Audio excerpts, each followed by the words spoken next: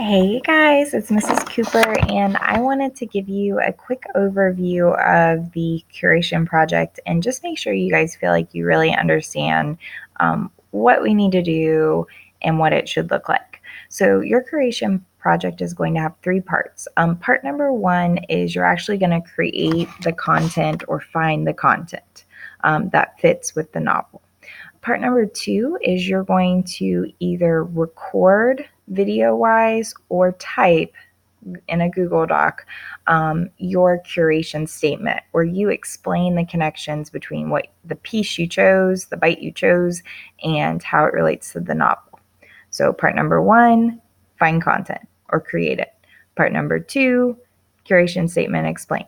And then part number three is the presentation where you kind of put it all together.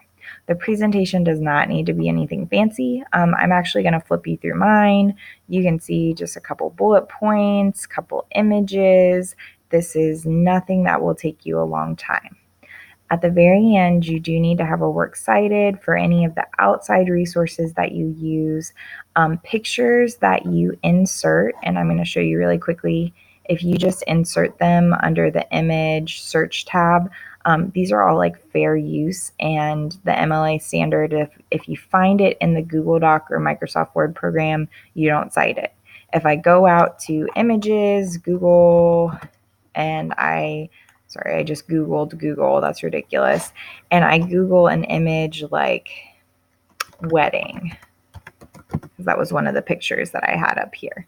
If I Google this and then I go to images and then I find a picture somewhere in here, let's say I use this one, I do need to cite this picture because I went out and found it elsewhere.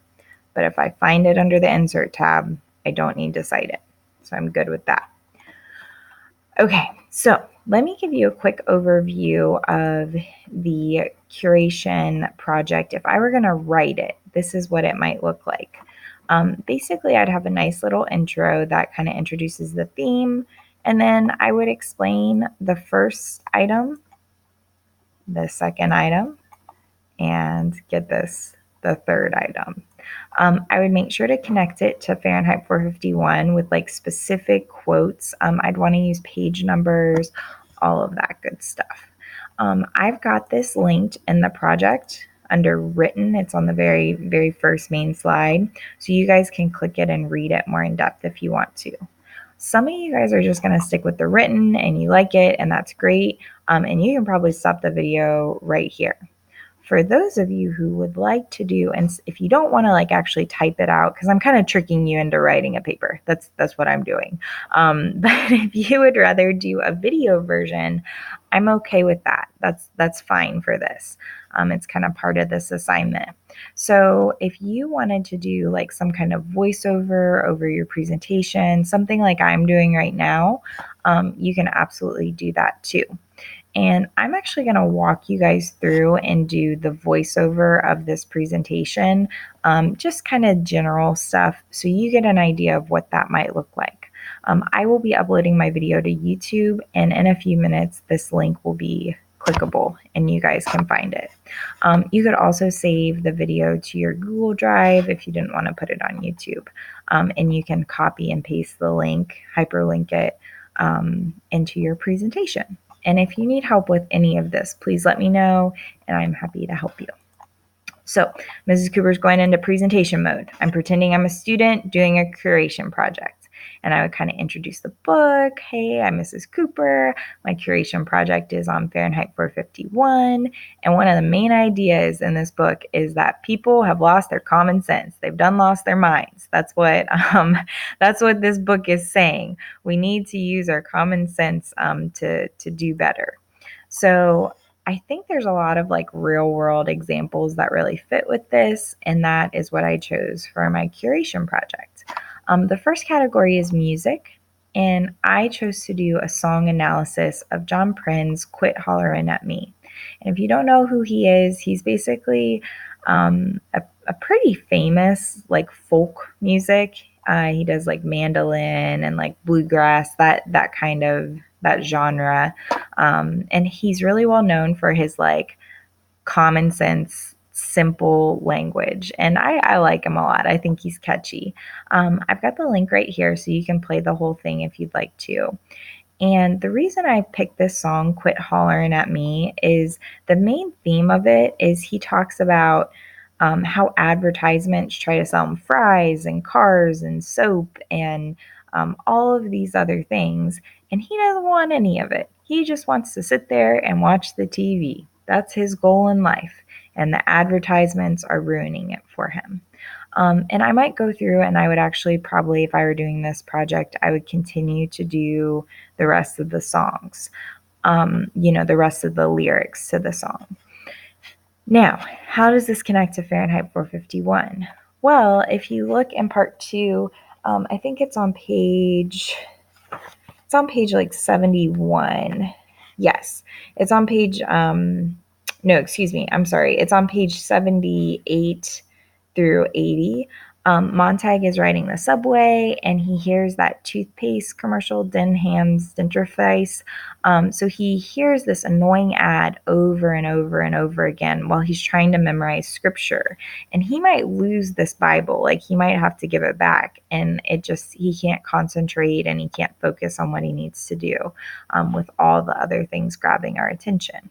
And we see that in our lives today. So that would be why I picked the first song for my curation project. The number 2 category that I picked is the film category, and I chose to do a TED Talk from Barry Schwartz called Our Loss of Wisdom. And he gives a lot of different examples and analogies, but his main point in this is basically that we need to do the right thing at the right time in the right way. And one example that he gives to start out this TED Talk is that janitors in their job description, they have mop the floor, lift heavy boxes, clean the bathrooms. They have all of these other things that they're supposed to do, but rarely do janitors ever have a interact with humans part. However, we all know that janitors do have to interact with other people. He talks about a group of janitors who were interviewed who worked at a nursing home, and the janitors often had to break the rules, break the job description in ways like one man, for example, who was a janitor, he didn't mop the floor on his shift. He actually went back and did it later. He broke his job description because one of the patients was practicing walking up and down the hall. They walked out of after surgery for the first time. And, he was talking to the guy and encouraging him and then doing his other things first. And he didn't want to mop the floor so this patient who was newly up and walking wouldn't bite the dust. That's a human moral decision. That was the right decision that this guy made. And Barry Schwartz talks about people, celebrities like Bill Gates and a plethora of other people who basically put morals above rules when the time comes. And it's just a really interesting TED Talk that aligns with Fahrenheit 451 so well.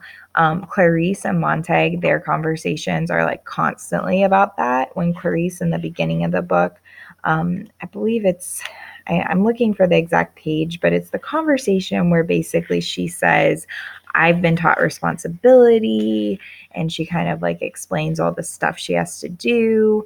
And she talks about how people don't really talk about anything anymore.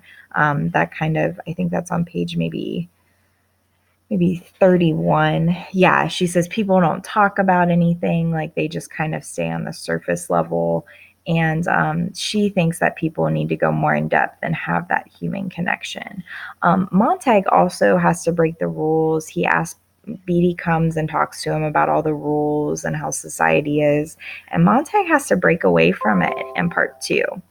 He really has to focus on his what's right, what's wrong. So guys, then I would go to my third slide poem and I describe that and go in depth and make connections. So hopefully this helps, and let me know if you have any questions.